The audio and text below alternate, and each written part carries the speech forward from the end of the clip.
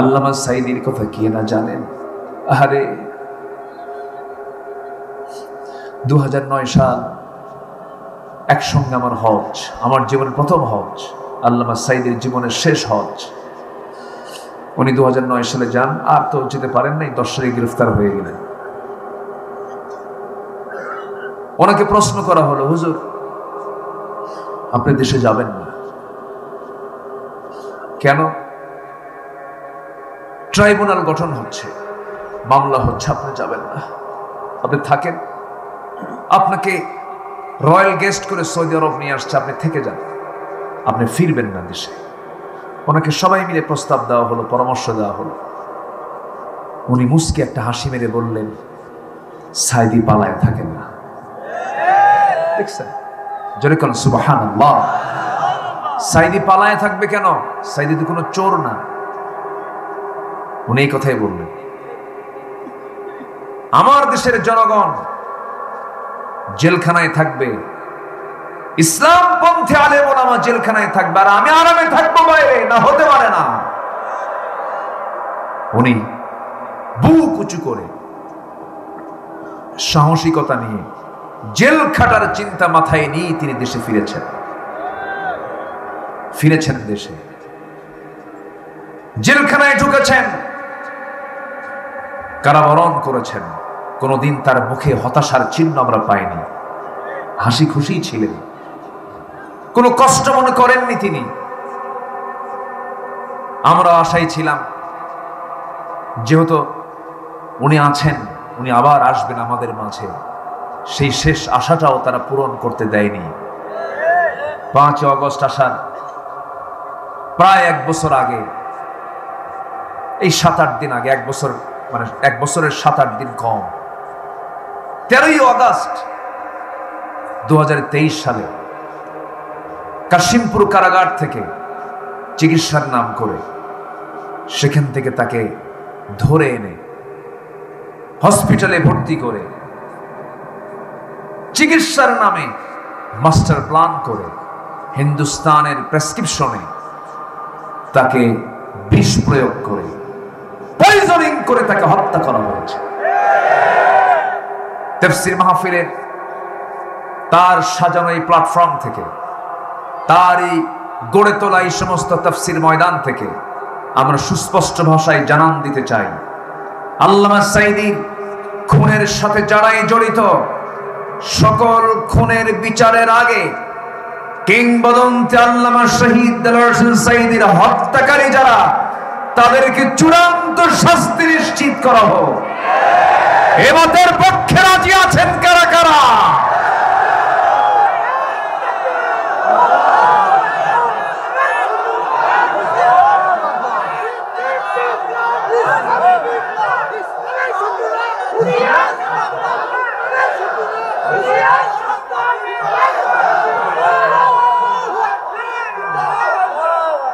আল্লাহ কবুল করেন, জোরে বলি আমিন। অনেক মানুষের খোঁজ খবর নাই। ইলিয়াস আলী নিখোঁজ, কি স্বাধীন দেশ এটা। ব্রিগেডিয়ার আব্দুল্লাহ আমান আজমি একটানা 8টা বছর আয়না ঘরে তিনি ছিলেন, খেতে পারেননি, পচা বাসি খাবার, দুর্গন্ধযুক্ত পানি খেয়ে খেয়ে 8টা বছর পার করেছেন একজন ব্রিগেডিয়ার। একজন লয়ার, ব্যারিস্টার, সর্বোচ্চ একজন আইনজীবী আরমান, তাকেও এই আয়না ঘরে রাখা হয়েছিল। হেন এমন কিছু করা হয়নি যা বিগত 16 বছর ঘটেনি। আগে আমরা আইএমএ জাহেলিয়াতের কথা শুনেছি, ওটা ছিল ওল্ড জাহেলিয়াত, এরা বানিয়েছিল হলো নিউ জাহেলিয়াত, ঠিক কিনা? নির্মম পাশবিকতা, আগের পাশবিকতাকে হার মানিয়েছিল এরা, অনেক কিছু করেছে। চিন্তা করুন, একটা মানুষকে মেরে ফেলে টুকরো টুকরো করে, হাড় পৃথক করে, গোশতগুলোকে টুকরো টুকরো করে কমোডের মধ্যে দিয়ে ফ্ল্যাশ করেছে। মানুষ কত পাষাণ আর নির্মম হতে পারে, একমাত্র এরাই হতে পারে, এরাই হতে পারে।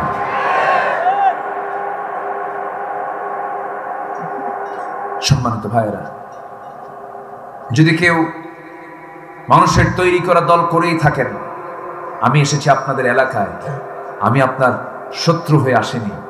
কোরআনকে সামনে রেখে বলতে চাই, মানুষের তৈরি করা কোনো দল করবেন না। দল করবেন কার? আসতে বলবেন না কার? আপনি কি জানেন আপনার ওই দল করার কারণে আপনাকে জাহান্নাম যেতে হবে? ওই দল, ওই নেতা যেদিকে যাবে আপনি সেদিকে চলে যাবেন। খুব সাবধান, বি কেয়ারফুল। আপনার কিন্তু কেউ নাই। কে ছাড়া? আসতে বলবেন না কে ছাড়া? ভাবতেছেন বউ আছে, ভাবতেছেন বাপ মা আছে, ভাবতেছেন ছেলে মেয়ে আছে। সব ধোকা। সব কি ধোকা? সব ধোকা। শুধু আমরা ক্ষণিকের জন্য আমরা অস্থির হই। কে বলেছে আমার আপন? বলেন। আমার কেউ আপন নাই পৃথিবীতে, আমার কেউ আপন নাই। এখনই মরে যাবেন। যে ছেলেটার জন্য আপনি হারামকে হালাল বানায়া সুদের কারবার করে করে অবৈধ ইনকাম করলেন, কিন্তু আপনি এখনই মরে যান, সন্তান কিছুক্ষণ কাঁদবে, সন্তানটা আপনার জানাজার জন্য অস্থির হয়ে যাবে, বেশিক্ষণ দেরি করবে না, লাশ পচে যাবে, ফুলে যাবে, তাড়াহুড়ো করে একদিন পার হতে দেবে না, কবর খনন করে কবরে রেখে আসবে, বউটা কাঁদবে, কিন্তু কতদিন কাঁদবে, সন্তান কতদিন মনে করবে? 2 মাস, 3 মাস, 4 মাস, 6 মাস। যে বউটার জন্য আপনি এত পাগল ছিলেন, সেই বউটা আপনি কম বয়সে মারা গেলেন, বউটা বিধবা হয়ে যাবে, শ্বশুর বাড়ির লোকজন ধরে নিয়ে চলে যাবে, বাচ্চা একটা এতিম হয়ে যাবে, কিন্তু আপনার সেই সুন্দরী বউ, যে বউকে আপনি দারুণ ভালোবেসেছেন, লাভ তো হলো না। 6 মাস পর ওই বাপ মা, তার বাপ মা অন্যত্র বিয়ে দেবে, নতুন স্বামী পেয়ে যাবে। নতুন স্বামী পেয়ে সেই আপনার সুন্দরী বউটা তার আব্বা আম্মাকে জানায় দেবে, আব্বা আম্মা, তোমরা আমার ব্যাপারে যে সিদ্ধান্ত নিয়েছো, পরবর্তী বিবাহ দেওয়ার যে সিদ্ধান্ত নিয়েছিলে, ভালো সিদ্ধান্ত ছিল, কারণ আগের স্বামীর চাইতে এই স্বামী আমার আরো ভালো। কেউ নাই ভাই, কেউ নাই দুনিয়ায়, কেউ সব ভুয়া।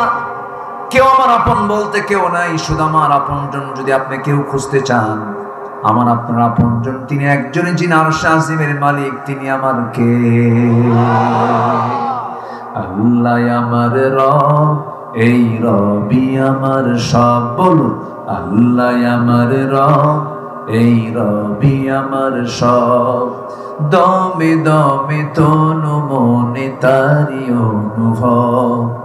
আল্লাহ আমার রব, এই রবি আমার সব। আল্লাহ ছাড়া কোনো উপায় আছে? আমার জান কার হাতে? সর্বক্ষণ আমার সাথে কে আছেন? কে কে কে কে? অতএব আল্লাহকে নিয়ে আমরা থাকতে চাই। জোরে বলি ইনশাআল্লাহ। সব পর হয়ে যাক, আফসোস নাই, কিন্তু আমার আল্লাহকে কখনো পর করা যাবে না। আমার বন্ধুগণ, আল্লাহ 3টা কাজ করতে বলছেন। বান্দা তুমি 3টা কাজ করো, আমি তোমার গুনাহগুলোকে, সাইয়্যাতকে হাসানাত বানায় দেব। নাম্বার 1 হলো তুমি ফিরে আসো। তুমি কি করো? ফিরে আসো। যা দল করছো আকাম কুকাম, ওগুলো বাদ দাও, আগেগুলো বাদ দাও। অনেকে আছে নামাজও পড়ে, মদও খায়, এরকম আছে না? বলেন তো, নামাজও পড়ে, সুদও খায়। ওই জেলখানে আমি ছিলাম, ওখানে একজন এরকম আসামি ছিল, সে ইয়াবার কারবার করতো। কিসের কারবার? ইয়াবা। ইয়াবা নাম শুনছেন তো? ওই ছোট ছোট মানে দানা, হ্যাঁ, এলাকায় খায়। ওরে এগুলো আছে এলাকায়, এখানে ওহী নাজিল হলো কেমন? জি। তো যে লোকটা জেলখানে, আমি তাকে বললাম, ভাই আপনি কি করেন? কে ভাই যান, আমার তো ইয়াবার মামলা। তো আপনি ইয়াবার মামলা করেন, নামাজও তো পড়েন। খুঁজে, এটা আমার ব্যবসা। কি বলতেছে? এটা আমার ব্যবসা। তো বললাম যে ইয়াবা ব্যবসা হয় তো অবৈধ তো। খুঁজুর, আমি তো খাই না, আমি খাওয়াই। চিন্তা করেন সেন্স কত নিম্নমুখী হলে এই জাতীয় কথা বলতে পারে, কত নিম্নমুখী হলে এই কথা বলতে পারে। সম্মানিত ভাইয়েরা, সকল মাদক কে হারাম করেছেন? কে হারাম করে দিয়েছেন? আল্লাহ হারাম করেছেন। আগে হারাম ছাড়তে হবে। ছেড়ে দেওয়া মানে তওবা করা। ছেড়ে দেওয়া মানে কি? তওবা করা। তওবা করা মানে হলো ব্যাক করা। আল্লাহ চুরি করেছে আর জীবনে চুরি করব না, ডাকাতি করেছে আর জীবনে ডাকাতি করব না, খুন করেছে আর জীবনে খুন করব না, এরকম করে যদি বান্দা ফিরে আসে এটার নাম হলো তওবা। এটার নাম কি বলেন? তওবা। কিন্তু বান্দা করে কি? সারা জীবন সারা বছর আকাম কুকাম করে বরাতের রাত্রে জায়নামাজ নিয়ে যায়, আছে না?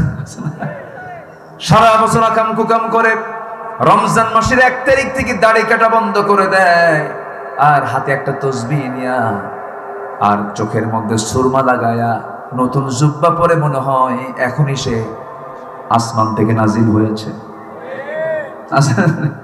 আচ্ছা, এটার নাম তওবা না। তওবা মানে হলো সিদ্ধান্ত নিয়েছে আল্লাহ আমি যতগুলো গুনাহ করেছি, যত পন্থায় গুনাহগুলো করেছি, এই জাতীয় গুনাহ আমার জীবনে আর হবে না। এমন সিদ্ধান্ত নিয়ে যদি বান্দা ফিরে আসতে পারে, মহান রব্বুল আলামিন বলেন তুবু ইলাল্লাহি তাওবাতান নাসুহা। তোমরা তওবার মতো তওবা করো, আমার কাছে ফিরে আসো বান্দা। তোমার গুনাহ যত বড়, আমার রহমত তার চাইতে অনেক বেশি বড়। আমার কাছে মাফ চেয়ে নাও। আমার বন্ধুগণ, আল্লাহ যদি কাউকে মাফ করে দেন, যত বড় গুনাহ হোক না কেন, আল্লাহর কাছে গুনাহ মাফ করে দেওয়া কি বড় কিছু নাকি? বলেন। আল্লাহ মাফ করলে পৃথিবীর কারো কাছে কৈফিয়ত দেওয়া লাগবে নাকি? ছোট্ট একটা ঘটনা মনে পড়ে গেল। আমার মায়ের একটু মনোযোগ দিয়ে শুনবেন। 3টা কাজ আজকে আমরা শিখে যাব। 1 নাম্বার শুরু হয়ে গেছে আলোচনা, আরো 2টা আছে। একটা একটা করে আজকে শুনে যাব। যে কথাটা আমি বলতে চাচ্ছিলাম, গুনাহ যত বড়ই হোক না কেন, যদি আপনি ফিরে আসেন, যদি আপনি ব্যাক করেন, সব গুনাহ মাফ হয়ে যাবে। রাসূল বলেছেন আত-তাইবু মিনাজ যামবি কামা লা যামবা লাহ। যার তওবা কবুল হয়ে যায়, তার আগের কোনো গুনাহ তার জীবনে আর থাকে না। কি সুন্দর দামি কথা, কি সুন্দর দামি কথা। আমার নবীজির সময় লোকগুলো তো খুব কঠিন ছিল। রাসূল যে সময় জন্ম নিয়েছেন সেই সময় লোকগুলো এত খারাপ, উলঙ্গ হয়ে আল্লাহর ঘর তওয়াফ করত। তাও একজন আরেকজনের সামনে উলঙ্গ হতো। কত নোংরা দেখে মানুষ। তাও আল্লাহর ঘরের সামনে, কাবা শরীফের সামনে তারা সব উলঙ্গ হয়ে তওয়াফ করত। এত নোংরা তারা। এরপরে একটা ভাঙ্গা পাতিলকে কেন্দ্র করে যুগের পরে যুগ তারা যুদ্ধ লেগে রাখত।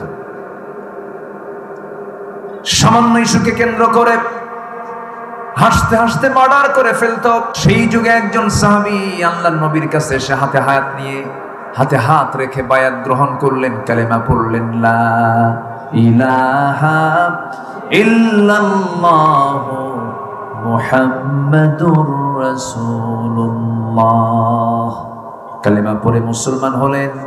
কিন্তু কালেমা পড়ার পর সেই দিন থেকে বাড়িতে গিয়ে আর তার বিছানায় ঘুম হয় না, ঘুমাতে পারছেন না তিনি। নবীর কাছে বারবার এসে নবীর সামনেও কান্নাকাটি করেন। আমার নবীজি কয়েকটা দিন লক্ষ্য করে বলছেন, সাহাবী তুমি কি দিন গ্রহণ করে ঠকে গেছো নাকি? না তো হুজুর। কান্দো কেন? কান্না করার কারণটাকে কি হেতু বলো?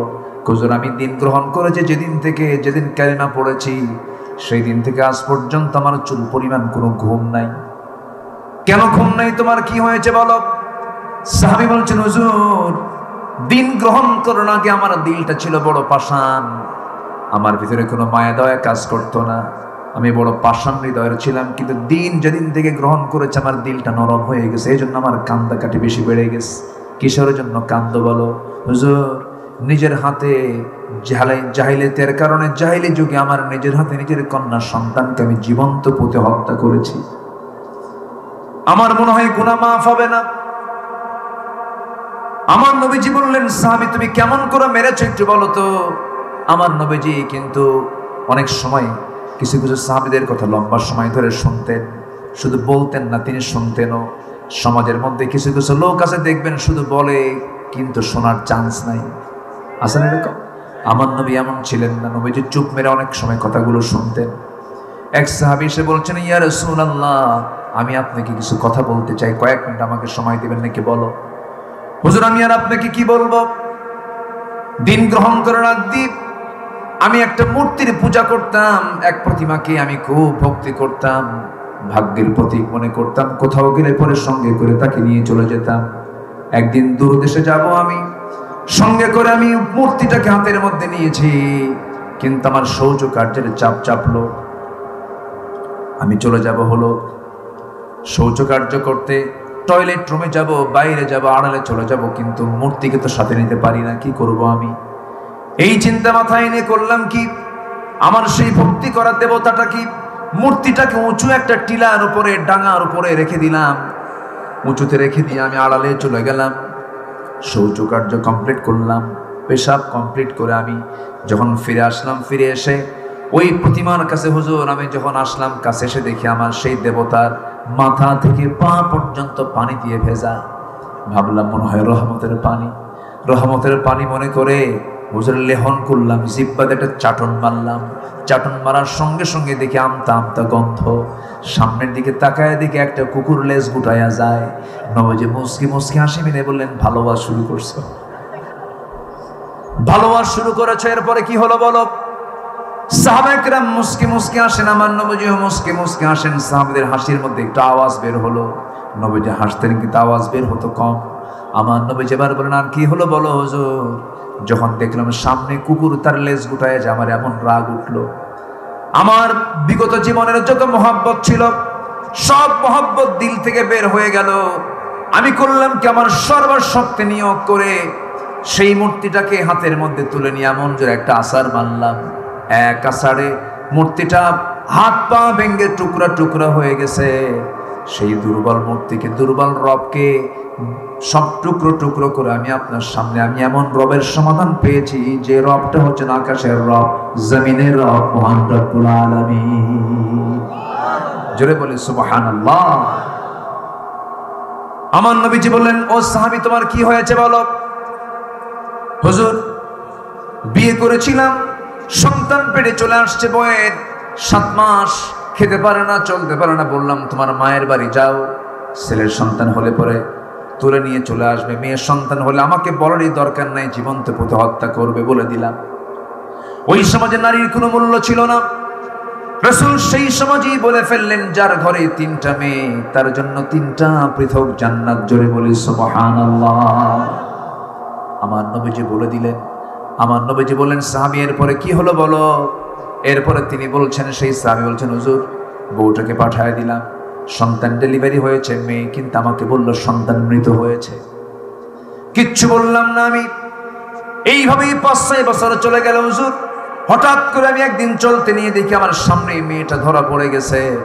আমার মতো চোখ, আমার মতো চোখের ভ্রু, আমার মতো কপাল, আমার মতো হাতের নখ, পায়ের নখ, আমার মতোই চেহারা। সন্দেহ লাগলো, মেয়েটাকে চট করে ধরলাম, মেয়েটাকে প্রশ্ন করলাম, বাবার নাম বলতে পারে না। আমি সোজা চলে আসলাম বউয়ের কাছে, বললাম, বউ আমার সত্যি করে বলো তো এই মেয়েটা কার মেয়ে? সঙ্গে সঙ্গে আমার বউটা কেঁদে কেঁদে বলছে, আমার স্বামী কতক্ষণ গোপন করবে, এটা তো আমাদের সেই ওরসজাত সন্তান। আমি কিচ্ছু বললাম না, ঠান্ডা মাথার খুনি বনে গেলাম। আর মনে মনে চিন্তা করলাম, এত বড় অপমান কেমনে সহ্য করবে, কে মারবো কেমনে? মারার পরিকল্পনা হাতে নিয়ে বউটাকে বললাম, বউ তুমি তোমার মেয়েটাকে সুন্দর করে সাজিয়ে দাও, গুছিয়ে দাও। এর মধ্যে হুজুর আমি আমার মেয়েটাকে বশ করে নিলাম, কোলের মধ্যে আদর করলাম, স্নেহ দিলাম। মেয়েটা বলছে, বাবা তুমি আমার এত সুন্দর, বাবা আমার মা তোমার ব্যাপারে খুব কঠিন কথা বলেছেন, কিন্তু তুমি তো সহজ বাবা, কত সুন্দর, আমাকে মায়া করো, আমাকে মোহাব্বত করো। হুজুর মেয়েটা আমাকে চুমা খাই বারবার, আমার সঙ্গে রাতের বেলা থাকলো, একসঙ্গে থাকলাম। ছোট্ট মেয়ে আমার, সকালবেলা বললাম, মা চলো তোমাকে নানির বাড়িতে নিয়ে যাব। মেয়েটা অস্থির হয়ে গেছে নানির বাড়ি যাওয়ার জন্য। আমার বউ তাকে সাজিয়ে দিল, গুছিয়ে দিল। নানির বাড়ির কথা বলে রওনা করলাম। নানির বাড়ির দিকে রওনা না হয়ে জঙ্গলের দিকে রওনা দিলাম।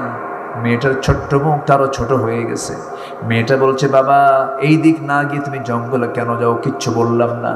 জঙ্গলটা পার হয়ে গেলাম। জঙ্গল পার হওয়ার পরে দুপুরবেলা কোদালটা হাতের মধ্যে নিয়ে হুজুর আমি কোদাল দিয়ে গর্ত খনন করছিলাম। মেয়েটা বারবার বলে, বাবা তুমি কি নানির বাড়ি যাবে না? গর্ত খনন কেন করো? তুমি কি জন্য করছো বাবা বলো তো। আমি কিচ্ছু বললাম না। আমি সেই সময় গর্ত খনন করছিলাম, প্রচন্ড গরম, শরীর থেকে ঘাম ঝরে, মেয়েটা গামছা দিয়ে সেই ঘামগুলো মুছে মুছে দেয়। আমার মেয়েটা কি, আমি যখন গর্ত খনন করছিলাম এমন সময় সিটকে সে দাঁড়ির ভিতরে মাটি ঢুকে পড়ে, মেয়েটা তার 5 আঙ্গুল দিয়া সুন্দর করে খিলাল করে করে মাটিগুলো সাফ করে দেয়, আর বলে বাবা নানির বাড়ি কখন যাবে? তুমি কি যাবে না বাবা বলো। কপালে চুমু খায়, গালে চুমু খায়, বুকের মধ্যে সে জোরে ধরে, এরকম করে বারবার আমাকে অনুনয় বিনয় করলো। গর্ত খনন শেষ হয়ে গেল আমার, আমি পিছন দিকে চলে এলাম, মা মেয়েটাকে বললাম মা দেখো তো গর্ত খনন কেমন হয়েছে। আমার মেয়েটা একটা মুচকি হাসি মারলো হুজুর, সেই মুচকি হাসি আমি আর ভুলতে পারছি না। আমার মেয়েটা মুচকি হাসি মেরে নিজে আগায় গেল, গর্তের কাছে গিয়ে একটু উঁকি মেরে যখন দেখতে লাগলো, আমি পিছন দিকে চলে আসলাম চক্ষু বন্ধ করে। এমন পাষাণ বাপ হুজুর, হৃদয়হীন বাপ আমি, এমন জোরে সজোরে আঘাত করলাম, ধাক্কা মারলাম পিছন থেকে। এক ধাক্কায় বাচ্চাটা গর্তের মধ্যে উপর হয়ে পড়ে গেল, আমার চিত হয়ে হাত দুইটা এক জায়গায় করে বলছে বাবা বুঝতে পেরেছি আমার মার কথাই সত্য হয়ে গেছে, তুমি আমাকে এখানে মেরে ফেলার জন্য নিয়ে আসছো বাবা, বুঝতে পেরেছি আমার দোষ কোথায় বাবা, প্রয়োজনে ভিক্ষা করে খাবো, আজকে তোমার কাছে করজোরে মিনতি জানাই, একটা বারের জন্য তুমি আমাকে প্রাণে বাঁচাইয়া দাও, আমি কোনোদিন তোমার সামনে এই চেহারা দেখাবো না। বারবার আমাকে বারবার বাঁচার জন্য আকুতি করলো, কিন্তু দিল নরম হলো না। হাতের মধ্যে পাথর নিলাম, পাথর নিয়ে আমার মেয়েটার কলিজা বরাবর বুক বরাবর যখন মেরে দিলাম, ফিঙ্কি দিয়ে রক্ত পড়া শুরু হয়ে গেল। চোখের সামনে আমি আমার নিজের মেয়েকে আমি নিজে বাপ হয়ে পাথর চাপা দিয়া, মাটি চাপা দিয়া, বালু চাপা দিয়া জনমের মতো বিদায় করে দিলাম। আমার নবজি দীর্ঘ কথাগুলো শুনছিলেন, নবজির সামনে হাঁটু গেড়ে দিয়ে সেই সাহাবী বলছিলেন, নবজির চোখের কোনা বেয়ে বেয়ে পানি পড়ছিল, কেঁদে কেঁদে সাহাবীকে জড়িয়ে ধরে বলছেন সাহাবী রে তুই যে এত বড় গুনাহ করেছিস, এত পাষাণ যে মানুষ হয়েছে আমি আমার আগে জানা ছিল না, তবে এই কথাও সত্য, দিন গ্রহণ করার কারণে আল্লাহ পাক তোর এই গুনাহ তোর জীবন থেকে সাফ করে দিয়েছে। জোরে বলি সুবহানাল্লাহ, আরো জোরে বলি সুবহানাল্লাহ। পাপ যতই বড় হোক না কেন, গুনাহ যতই বড় হোক না কেন, যদি আপনি তওবা করতে পারেন, তওবার মতো তওবা যদি করতে পারেন, আল্লাহ রাব্বুল আলামিন বলছেন বান্দা আমি তোকে মাফ করে দেব। তাহলে আমরা আল্লাহর কাছ থেকে ক্ষমা চাইতে হলে 1 নাম্বার কাজ আমরা আজকে কি শিখছি বলেন? কি করা? আসতে বলবেন না কি করা?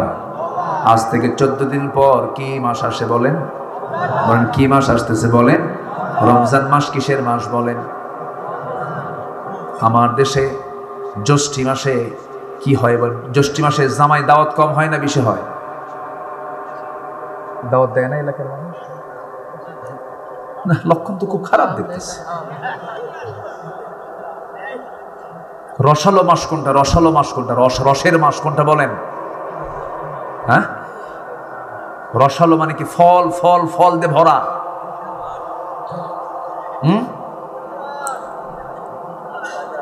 আম কাঁঠাল কোন মাসে? এই জামাই শ্বশুর কেউ নাই নাকি এখানে?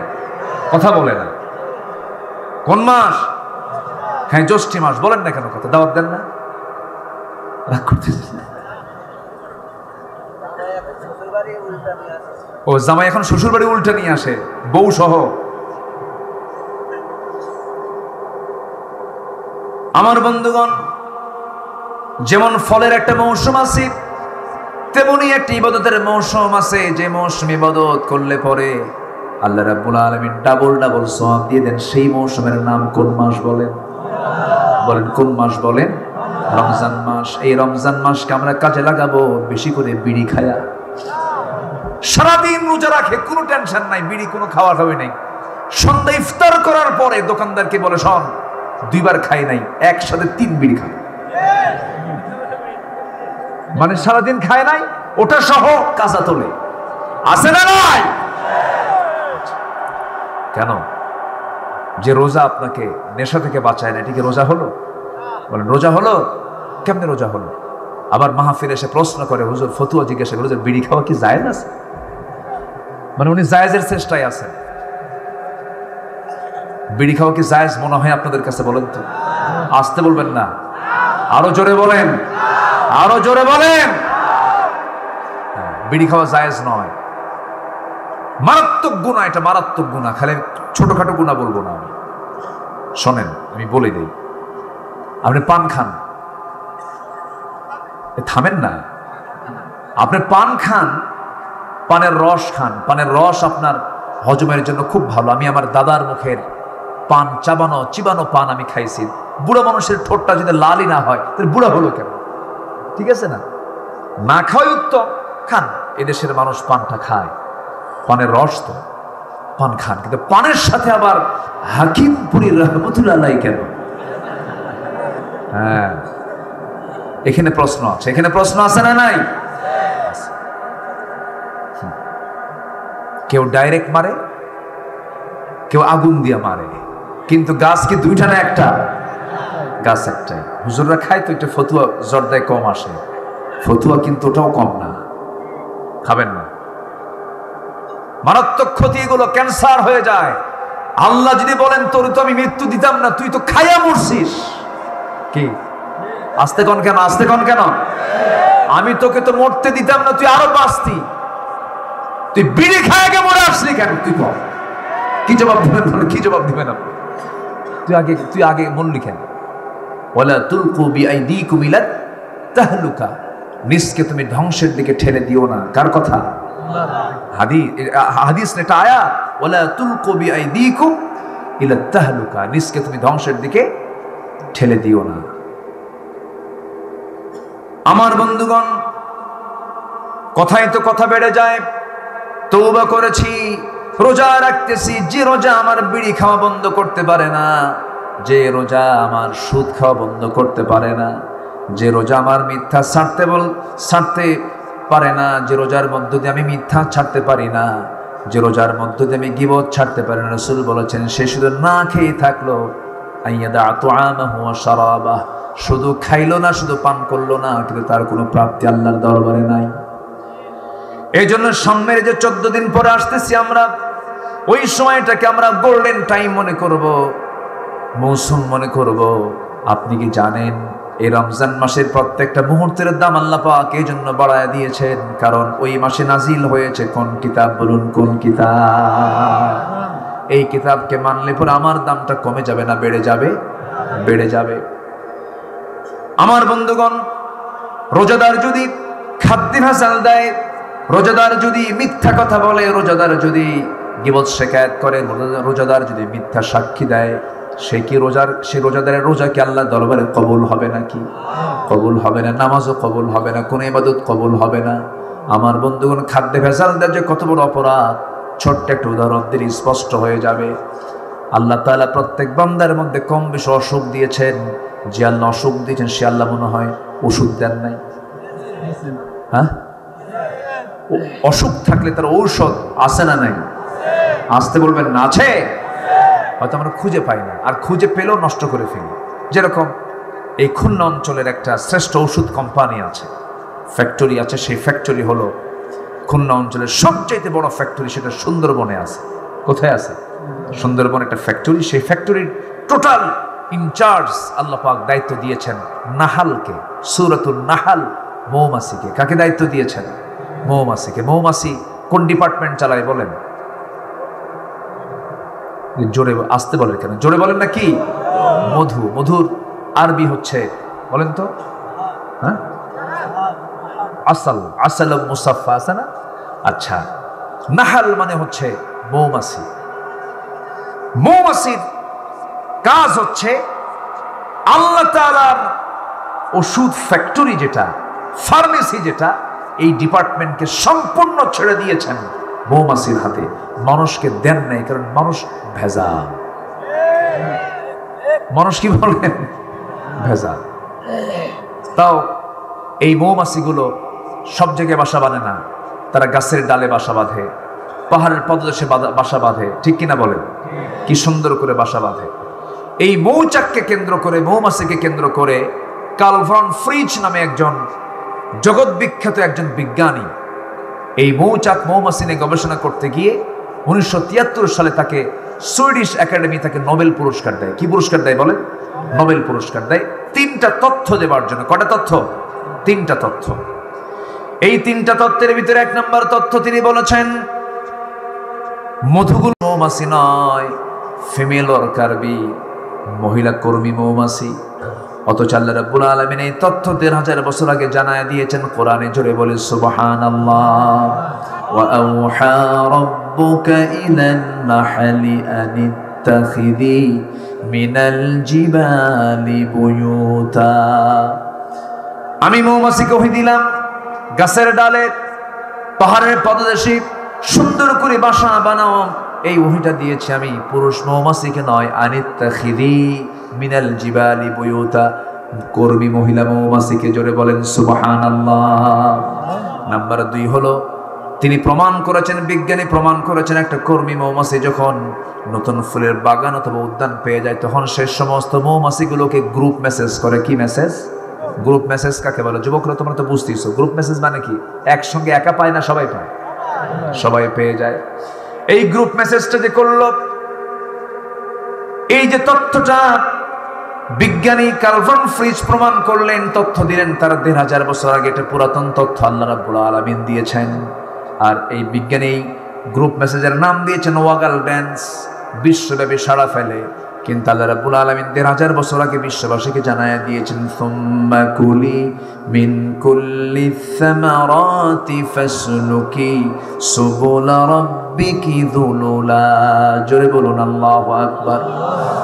আমার বন্ধুগণ, নাম্বার 3 হলো এই বিজ্ঞানী প্রমাণ করলেন প্রত্যেক মৌমাছি তারা যখন মধু আহরণ করে যখন নিয়ে আসে মৌচাকের দিকে, তখন কিন্তু সে মুখে বহন করে নিয়ে আসে না। তার স্টমাক হলো 2টা। কয়টা বলেন? 2টা স্টমাক। একটা হলো হানি স্টমাক। কি স্টমাক? হানি স্টমাক মানে হচ্ছে মধু রাখার স্টমাক। মধু রাখার জায়গা আলাদা, আর তার হজম করার জায়গা, খাবারের জায়গাটা আলাদা।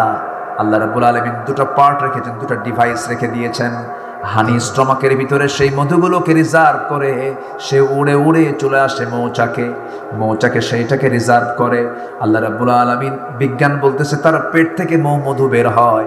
আল্লাহ ১৫০০ বছর আগে জানায়া দিয়েছেন কোরআনে পেট থেকে মধু বের হয়। জোরে কোন সুবহানাল্লাহ। আলেম ওলামা যারা আছেন দেখেন কি সুন্দর মিলে যাচ্ছে।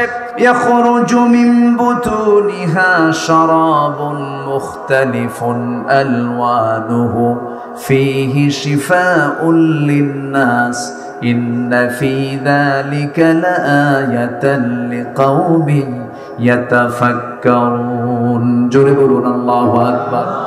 ইয়াখরুজু বের হয় মিন বুতুনিহা, ওই কর্মী মহিলা মৌমাছির পেট থেকে বের হয় শারাবুন, পানীয় অর্থাৎ মধু, মুখতালিফুন আলওয়ানুহু, বিভিন্ন রং বেরঙের। মধুর রং কি একরকম নাকি? এক একটা ফুলের এক একটা রং থাকে।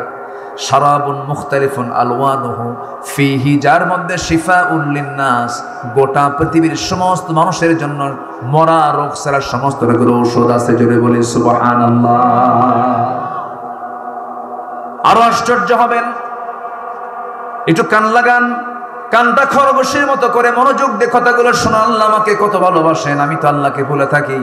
দেখুন আমার যেন অসুখ না হয় কি ব্যবস্থা তিনি করেছেন।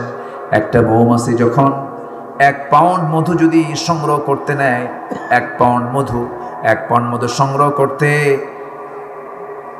550 মৌমাছি কি 20 লক্ষ ফুলে ভ্রমণ করতে পারলে 1 পাউন্ড মধু সংগ্রহ হয়।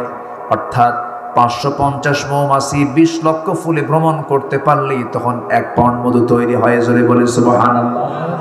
অর্থাৎ একটা মৌমাছিকে 80,000 কিলোমিটার পথ পাড়ি দিতে হয়। অন্য গবেষণা এসেছে 14.5 লক্ষ কিলোমিটার পথ পাড়ি দেওয়ার পর 1 পাউন্ড মধু তৈরি হয়। আমার বন্ধুগণ, চিন্তা করে দেখুন, আমরা যদিও 1000, 1200, 1500, 2000 টাকা কেজি মধু আমরা কিনে খাই, বলুন তো পৃথিবীর কোনো মানুষ এই মৌমাছির শ্রমের মূল্য কি টাকা দিয়ে কোনোদিন কিনতে পারবে নাকি? 14.5 লক্ষ কিলোমিটার মানে হলো গোটা পৃথিবীকে 2-3 বার ঘোরা সম্ভব। যেরকম সুবহানাল্লাহ। এই ট্রাভেলিং চার্জ কি কেউ পৃথিবীর কেউ দিতে পারবে নাকি? এখন বলেন, এই মধুর ভিতরে যদি কেউ কুষ্টিয়ার মিষ্টির শিরা যদি ঢুকায় দেয়, তারা ফাঁসি হওয়া দরকার। 1 বার না 12 বার? আস্তে কোন করে 1 বার না 12 বার? রোজাদার কি ভেজাল করতে পারে নাকি? ইমানদার কি ভেজাল করতে পারে নাকি? একজন নামাজি কি ভেজাল করতে পারে নাকি? একটু কান লাগান, কথায় তো বহুদূর চলে গেছিলাম, আবার লাইনে আসি। 1 নাম্বার কাজ হলো আমরা তওবা করব, মাফ করবেন কে? আস্তে তওবা করব, মাফ করবেন কে? বলেন আল্লাহ মাফ করবেন। এবার আল্লাহ রাব্বুল আলামিন সুন্দর করে 2 নাম্বার বলছেন, ইল্লা মান তাবা ওয়া আমানা ওয়া আমিলা সালিহান ফাউলাইকা ইউবাদদিলুল্লাহু সাইয়্যাতিহিম হাসানাত ওয়া কানা আল্লাহু গফুরার রহিমা। জোরে বলুন আল্লাহু আকবার। আল্লাহ রাব্বুল আলামিন বলেন, চলো উড়াই খুশি তুলে নিয়ে হাতে, চিয়ার আপ, চলো উড়াই খুশি। নাম্বার 2 হলো যারা ঈমান আনবে। হয়তো এখন বলবেন হুজুর এত সহজ বিষয় না আপনি আলোচনা করছেন, ঈমান যারা আনবে। আমরা তো ঈমান আনছি, শুধু আমি না, আমার বাপ শুদ্ধ ঈমানদার। আছে না এরকম লোক? আছে না বলা? আমার বাপ ঈমানদার ছিল, আমারও তো ঈমানদার। কিন্তু বাপ ঈমানদার হলেই কিন্তু সন্তান ঈমানদার হয় না। ঈমান কি বংশের সূত্রে পাওয়া জিনিস না, ঈমানদার হতে হয়। বলেন ঈমানদার হতে হয়। ঈমানদার কি বংশসূত্রে পাওয়া যায় নাকি? না। ব্রাহ্মণের ছেলে ব্রাহ্মণ হতে পারে, খ্রিস্টানের ছেলে খ্রিস্টান হতে পারে, বৌদ্ধর ছেলে বৌদ্ধ হতে পারে, পাদ্রীর ছেলে পাদ্রী হতে পারে, কিন্তু মুসলমানের সন্তান মুসলমান হতে পারে না, ইমামের সন্তান ইমাম হতে পারে না যদি তার ইমামতির যোগ্যতা না থাকে। এখানে ঈমানটা থাকতে হবে, তার মধ্যে ইসলামটা থাকতে হবে। আমার দেশে বহু নামাজি আছে কিন্তু তারা কাফের আছে, কিন্তু নামাজি কিন্তু কি কাফের, নামাজি মুনাফিক, নামাজি মুশরিক। কেমন করে একজন মুসলমান বলতে পারে কোরআনের সাথে রাজনীতির কোনো সম্পর্ক নাই? আমরা বলবো সেই দলগুলোর সাথেও আল্লাহর কোনো সম্পর্ক নাই। জোরে বলেন ঠিক কি না? কথা ক্লিয়ার? কথা ক্লিয়ার? হ্যাঁ, বাড়ি যাবেন না আপনারা? থাকবেন? থাকেন, আমি যাই। জিকির করি লা ইলাহা,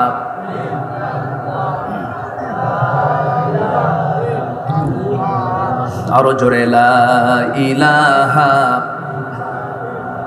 আরো জোরে লা ইলাহা, সুবহানাল্লাহ আলহামদুলিল্লাহ লা ইলাহা, আরো জোরে লা ইলাহা,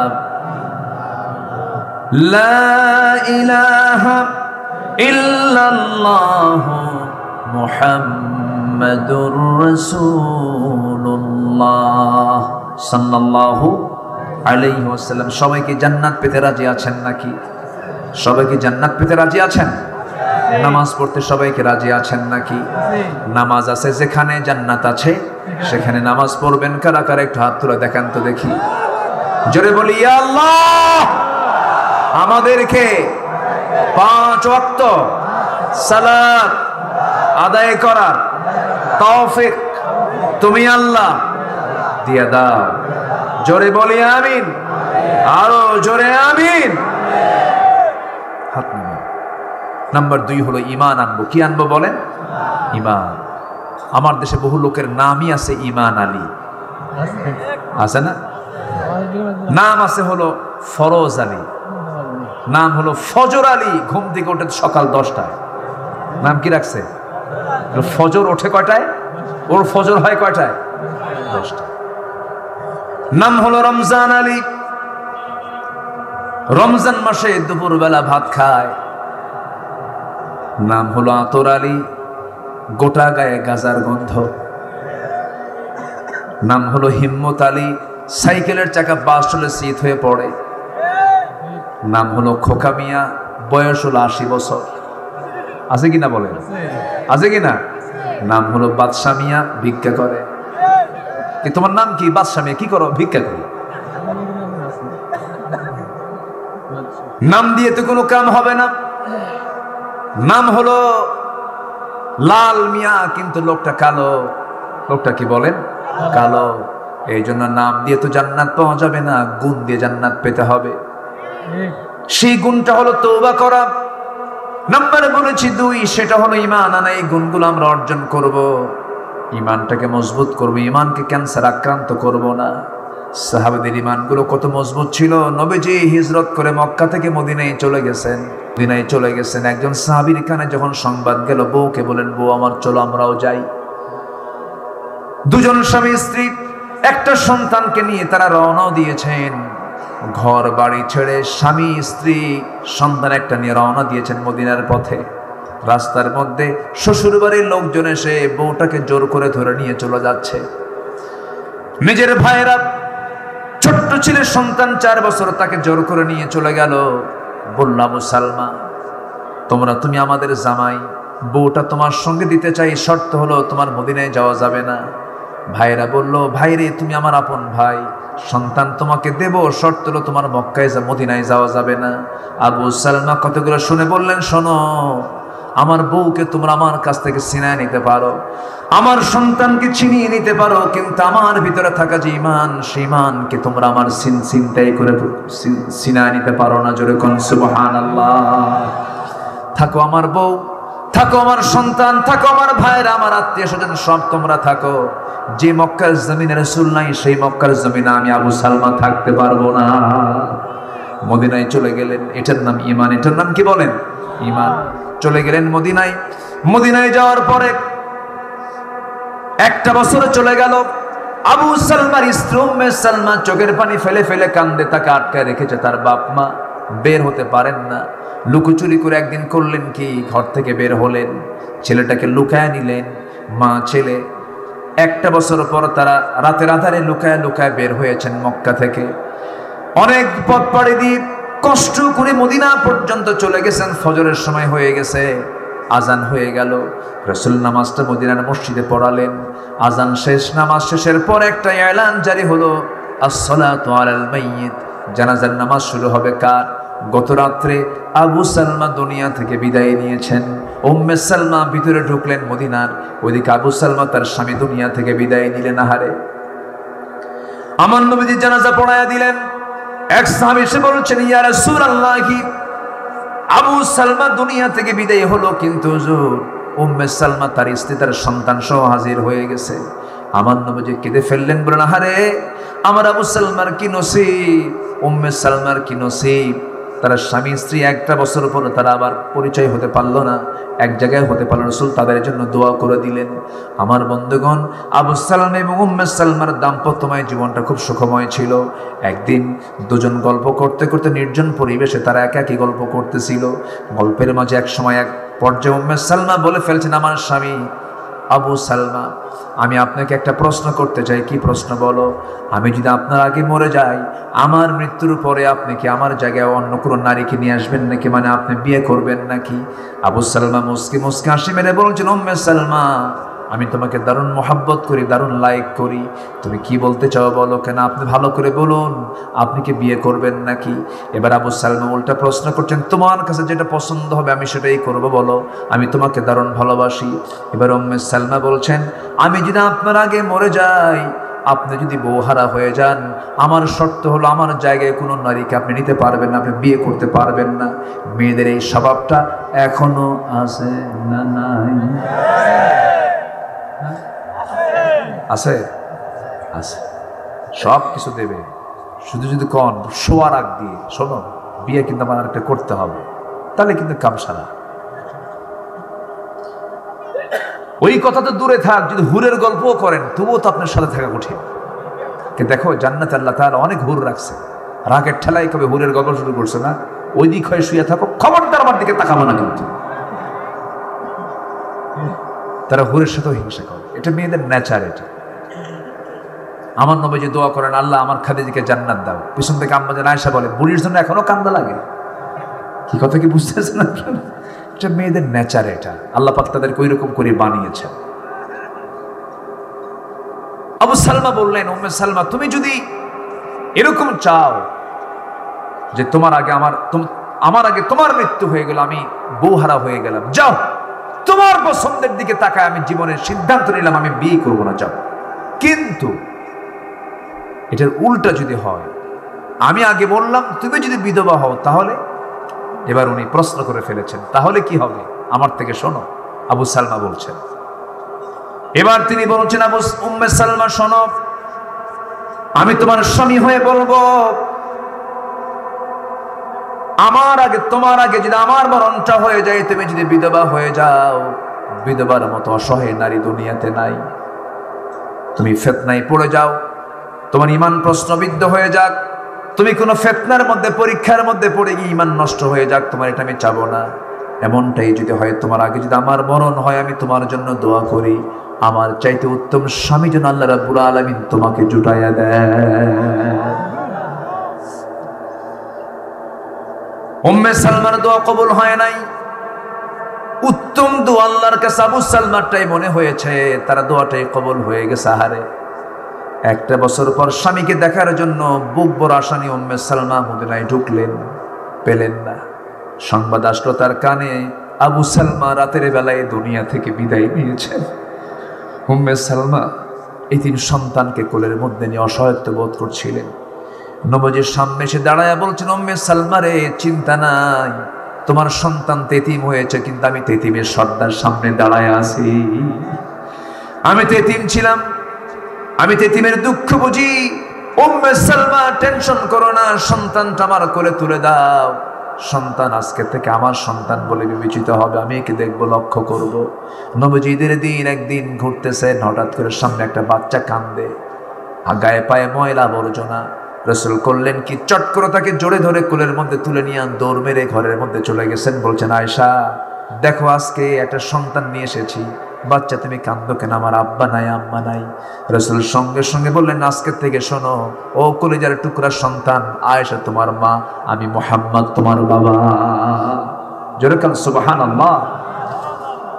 উম্মে সালমার সন্তানকে রাসূল সন্তান বানায় নিলেন এবং সঙ্গে সঙ্গে বললেন, উম্মে সালমা চিন্তা করো না, তোমার বিয়ের ব্যবস্থা করে দেব।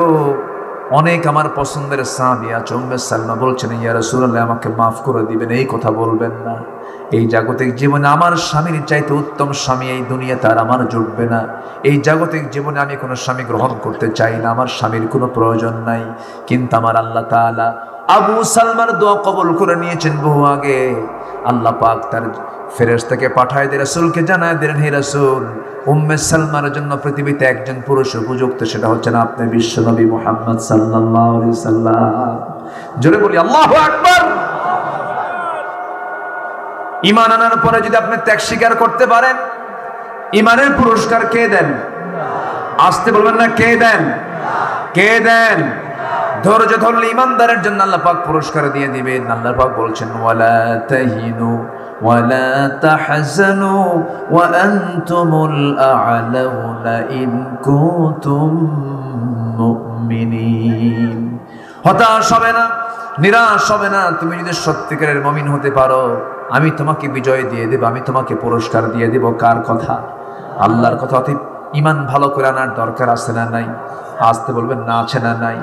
ঈমান এনেছেন সাহাবায়ে কেরাম, কি তেজোদ্দীপ্ত ঈমান। জিহাদের ময়দানে যুদ্ধ করতে গিয়া কাপড় পর্যন্ত পরতে পারেন নাই সেই সাহাবী, যে সাহাবী একদিন যে কাপড় পরতেন অন্যদিন সে কাপড় পরতেন না। মডেলিং ছিলেন তিনি, যে আতর একদিন লাগাতেন সেই সেন্টটা দ্বিতীয় দিন লাগাতেন না। রাস্তা দিয়ে যখন যেতেন তিনি, তখন মানুষ বলতে এই দিক দিয়ে অবশ্যই ওই লোকটা গেছে, মুসাব বিন আমির গেছে। পোশাক আলাদা, সুগন্ধি আলাদা, মডেলিং আলাদা। কালিমা পড়লেন, মুসলমান হয়ে গেলেন, এতটা সিম্পল হয়ে গেলেন, সমস্ত সম্পদগুলো তার কাছ থেকে ছিনতাই হয়ে গেল, সব নিয়ে চলে গেল। এতটা অসহায় হয়ে গেলেন, নবীর সঙ্গে হিজরত করে চলে গেছেন। যুদ্ধের ময়দান যখন চলে আসছে, যুদ্ধের ময়দানে সেই বিলাসী সাহাবী, অত্যন্ত খরচ করতেন যে সাহাবী, আতর লাগাতেন, সেন্ট লাগাতেন, কাপড় নতুন নতুন পরতেন, কিন্তু যুদ্ধের ময়দানে যখন তিনি যুদ্ধ করতে গেছেন, সেই সময় খালি একটা চাদর গায়ে দিয়ে যুদ্ধ করতে গেছেন। যুদ্ধ করতেন, এক পর্যায়ে তিনি শাহাদত বরণ করলেন। সাহাবে কেরাম তাকে কাফন দাফন করবেন, কিন্তু পারতেছেন না। সাধারণত জিহাদের ময়দানে যারা শহীদ হয়ে যায়, গোসল করানো হয় না, অন্য কোনো কাফনের কাপড় দেওয়া হয় না। যে কাপড় পরে তারা শহীদ হয়ে যায়, সেই কাপড় রক্তমাখা কাপড় দিয়ে তাকে দুনিয়া থেকে বিদায় দেওয়া হয়।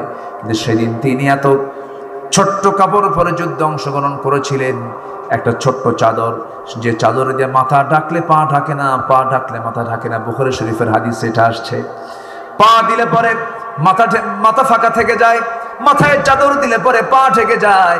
রাসূলের কাছে পরামর্শ চাওয়া হলো, হুজুর কি করব আমরা তাকে দাফন করতে পারছি না কাপড়ের অভাবে। রাসূল বলেছেন, শোনো, যে চাদর নিয়ে সে শাহাদাত বরণ করেছে সেই চাদরের অংশটুকু দিয়ে মাথাটা ঢেকে ফেলে দাও, আর পায়ের যে অংশটুকু আছে পায়ের অংশটুকু ইসখির নামক ঘাস দিয়ে তার পায়ের অংশটুকু ঢেকে দিয়ে তাকে দাফন করে দাও। যেরকম সুবহানাল্লাহ। এটা হলো মজবুত ঈমান। কি ঈমান বলেন? মজবুত ঈমান। অভাব পড়ে গেছে, ঈমান ছুটে গেছে, এরকম আছে না নাই? আছে না নাই বলেন? আমার নবীজি মক্কা থেকে মদিনায় হিজরত করলেন। মক্কারও একজন বড় সাহাবী ছিলেন, বিশাল বড় ধনী মানুষ, হাজার হাজার কোটি টাকার মালিক। যখন শুনলেন রাসূল মক্কা থেকে মদিনায় চলে গেছেন, বউরা কালেমা পড়ে নাই, সন্তানরা কালেমা পড়ে নাই, আব্দুর রহমান ইবনে আওফ করলেন কি, বউ সন্তান ছেড়ে দিয়া কোটি কোটি টাকার বিজনেস সব কিছুকে ফেলে রেখে ছেড়ে দিয়া তিনি চলে গেলেন। পরে তিনি শুনতে পারলেন তারা বড় ব্যবসা আবু জেহেল দখল করছে। কে দখল করছে? এখন কিছু দখলবাজ নেতা আছে না নাই? এই কাম কার? কিছুক্ষণ আগে কার নাম কইছি? শয়তান কোন কেন? কার নাম বলেন? কে ব্যবসা দখল করে? কে বলেন? কে করছে? কে করছে? বাড়ি দখল করে কে বলেন? করেন কারা? কারা দখল করে? কারা দখল করে? আবু জেহেলরা। যারা বাড়ি দখল করবে, অন্যের ভূমি দখল করবে, পুকুর দখল করবে, জায়গা দখল করবে, এরা সবগুলো আবু জেহেল। ঠিক কিনা? অপকর্মের দায় আমরা নেব না। কি আসতে কোন কেন? জোরে কোন, ঠিক কিনা?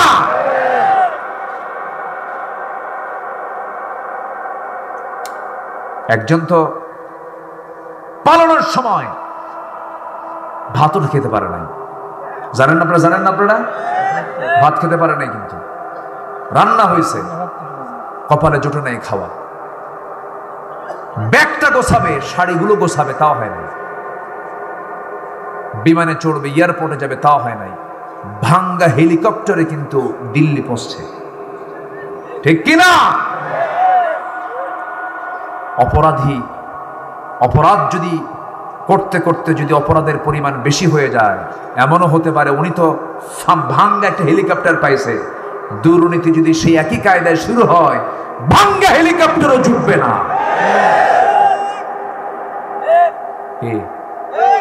ঠিক আছে তো? ঈমান ভালো করে আনবো আমরা। ওয়ামিলা সালিহান, ভালো আমল করব। মানুষের জমি দখল করব, এটা ভালো আমল নাকি?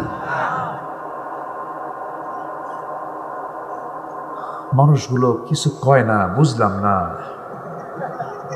বাড়ি যায়ও না, কিছু না, একটু যাওয়ার চান্স নিলে আমি তো শেষ করতে পারি।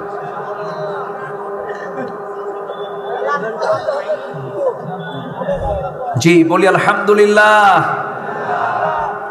জি আমি 3টা পয়েন্ট তো শেষ করব। আমি খুবই খুশি, জানেন, মানে এতগুলো মানুষ বসে আছেন, এত রাত হয়ে গেছে, কিন্তু রাত কিন্তু কম না, গ্রামের মানুষের রাত কিন্তু এটা মেলা রাত। আলহামদুলিল্লাহ বলি আলহামদুলিল্লাহ। ফজর পড়বেন কারা কারা? একটু হাত তুলে দেখেন দেখি, ফজর পড়বেন কারা কারা? অনেকে হাত তোলে নাই, কিন্তু মাঝে মাঝে আমি দেখতেছি, লক্ষ্য করতেছি ওনাদের যে কি সমস্যা হলো। হুজুর মাহফিলে যে আসলাম কেন? ভাত একটু আমি সময় দিচ্ছি ভাই, একটু দেখেন যারা হাত তুললেন না, একটু চিন্তা করেন তো। এই হাতটা আপনার জীবনে তো নাও তুলতে পারে না, এই হাত আপনার অবশ্য হয়ে যেতে পারে। চিন্তা করেন ভাই, একটু চিন্তা করেন। সামনে রমজান মাস আসতেছে, একটু চিন্তা করেন ভাই। 5টা ওয়াক্ত নামাজ বলুন, হে আল্লাহ আমাদেরকে 5 ওয়াক্ত সালাত জামাতের সাথে আদায় করা তৌফিক তুমি আল্লাহ দিয়ে দাও।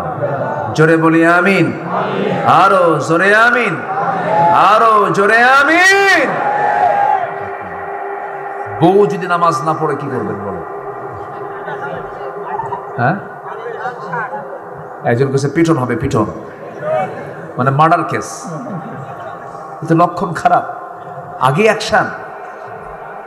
অ্যাকশন করে কেউ, যে কইস বিয়ে করে নাই। বউ মারা এত সহজ? বউ মারা সহজ? যে স্বামী সে বউকে ভয় করবেই। দেখেন ঠিক একজন কইছে, উপায় নাই। যে স্বামী যদি সে স্বামী হয় সে বউকে ভয় পায়, যে বউয়ের মতো বউ সেও স্বামীকে ভয় পায়, ঠিক কিনা? স্বামীও ভয় পায়, বউ ভয় পায়। কি কথা ক্লিয়ার?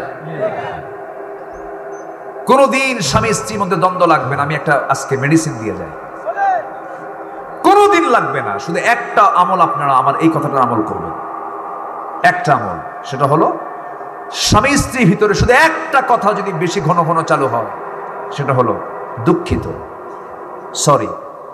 কি কথা কি বোঝা গেল? মানে আমি সরি, ভুল হয়ে গেছে, শেষ, কিচ্ছু লাগবে না, এখানেই শেষ। কোনো দরবার, কোনো সালিশ, কাউকে ফোন দেওয়া, চেয়ারম্যান ডাকো, মেম্বার ডাকো, বাপ ডাকো, শ্বশুর ডাকো, কিচ্ছু লাগবে না। খালি বলতে হবে কি? সরি। কি বলতে হবে? সরি, দুঃখিত। কিন্তু কিছু কিছু মহিলা আছে, আমি মাপ চাবো, কিয়ামত হয়ে যাবে মাপ চাবো না। আছে না নাই বলেন তো? এরকম আছে, এগুলো করা যাবে না, সব ঠান্ডা হয়ে যাবে। কে বলেছে হবে না? আমার নবীর বউদের মধ্যে কোনো গন্ডগোল ছিল? তাহলে আমার নবীর বউদের মধ্যে গন্ডগোল না, আমার স্ত্রীর মধ্যে গন্ডগোল হবে কেন? আমরা তো সেই নবীর উম্মত, আমরা আল্লাহু আকবার বলি। নবীর পারিবারিক ফিতনা নাই, আমাদের পারিবারিক ফিতনা হবে না, এটাই তো বাস্তবতা। আমরা তো শেষ নবীর উম্মত, আমরা তো নূহের উম্মত না। আমরা কি নূহ নবীর উম্মত? তার বউ কথা শোনে নাই। লূত আলাইহিস সালাম তার বউ কথা শোনে নাই। আমরা তো সেই নবীর উম্মত না, আমরা শেষ নবীর উম্মত। আমার নবীর স্ত্রীর হিস্টোরি যা ছিল আমাদের এটার সঙ্গে মিলে যাবে, জোরে বলে ইনশাআল্লাহ। আমার নবীর 4 স্ত্রী, কি মোহাব্বত ছিল দেখেন। 4 স্ত্রী জানতেন না যে রাসূল কাকে বেশি ভালোবাসেন, সবাই জানতো যে আমাকে বেশি ভালোবাসে। 4 জন গল্প করতেছে, তুমি জানো তোমার চাইতে না রাসূল আমাকে বেশি ভালোবাসে। মেয়েদের মধ্যে তো এগুলো আছে, আছে কি না? আছে।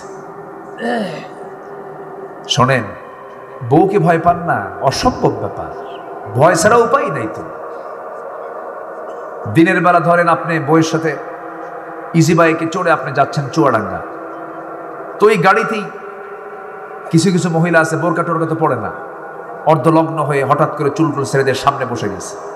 আপনি ফোনে কথা বলতে বলতে হয়তো অন্য খেয়ালেই আপনার মহিলার দিকে তাকায় ছিলেন 29 সেকেন্ড, পাশে বউ আছে। যদি এই দৃশ্য দেখে তাহলে কি হতে পারে বলেন তো? ওই সময় কিছু কবে না তো, বাইরে কিছু বলবে, ওটা পুষে থাকবে, পুষবে খালি। সন্ধ্যার পর বাড়ি ফিরেছেন, বাড়ি ফেরার পরে যখন বলবেন ঝর্ণা সুইটি 1 গ্লাস পানি দাও তো, ওই দিক থেকে জবাব আসবে তোমার সুইটি। কি ঠিক কিনা বলবেন? তুমি চায়া থাকো আরেক দিকে, তুমি চায়া থাকো আরেক দিকে। আপনার হার্ট যদি দুর্বল হয়,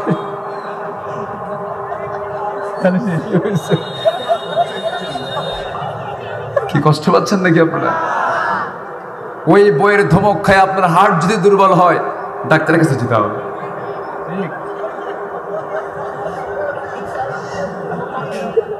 আমি মনে হয় কষ্ট দিচ্ছি আপনাদের। পারিবারিক জীবনে এগুলো হিস্টোরি আছে না নাই? মিলেমিশে থাকতে। বউ যদি নামাজ না পড়ে মারবেন কেন? অবশ্যই শুনবে কথা, জোরে বলি ইনশাআল্লাহ। 4 স্ত্রী, 4 জনই তর্ক লাগছে, কয় যে জানো রাসূল আমাকে বেশি ভালোবাসে, জানো আমাকে বেশি ভালোবাসেন। 4 জনই বলে তো সবাই তো কই আমাকে বেশি ভালোবাসেন, চল আমরা নবীর মুখ থেকে শুনবো। সব 4 জনই গেছে নবীর কাছে শুনতে, হুজুর আপনি বলেন তো, আমরা 4 জনের মধ্যে গন্ডগোল লাগছে, আপনি কাকে বেশি ভালোবাসেন বলেন তো, উত্তর দেওয়া যাবে? সম্ভব? রাসূল কি এরকম বোকামি করবেন? রাসূল বলেন শোনো, উত্তরটা এখন দেব না, চিন্তা করতে হবে, গবেষণা করে এরপরে বলতে হবে, কালকে বলবো, যাব। পাঠায় দিছে। সন্ধ্যার সময় উনি চিন্তা করেন কি করা যায়, কি বলবো আমি। উনি 8টা খেজুর হাতের ভিতরে নিলেন, 2টা করে ভাগ করলেন, 2টা করে খেজুর তিনি একটা স্ত্রীকে দিবেন, মোট 8টা খেজুর শেষ হয়ে যাবে। আম্মা জান আয়েশার ঘরে ঢুকে দরজায় নক করে ভিতরে ঢুকে জড়িয়ে ধরে বলছেন, আয়েশা, হুমায়রা লাল টুকটুকে মহিলা, আমি তোমাকে দারুণ মোহাব্বত করি, আই লাভ ইউ। এই জায়েজ নাই?